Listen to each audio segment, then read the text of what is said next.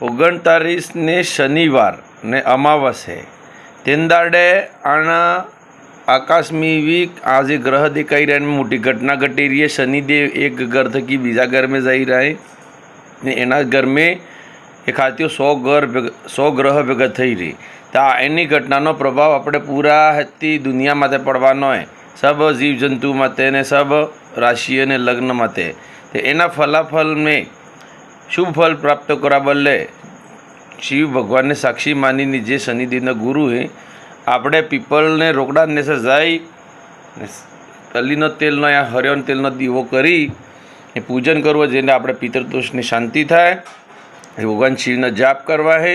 ને રાત્રિ જાગરણ કરેંગા તો આપણે રાત્રિ જાગરણ કરેંગા તો વહેલું શું થાય કે નવરાત્ર तो सिद्धिदात्री रात तेंदर माताजी पूजन थाय अमन आशीर्वाद मिले। आ सब चीज़ें में आपने भेगू था वो एक तो वागड़ प्रदेश वाला ने ये आयोजन थी रह्यु है गाँव आजना में वैद्यनाथ मंदिर में तो आप नारियल गोटो लईने आवो आप सब मळीने हवन कर एना हवननी जे बबूते ने लगाव मात्र थकी आप आ सब कष्ट दूर थई जाएगा ये आपनी आशा है।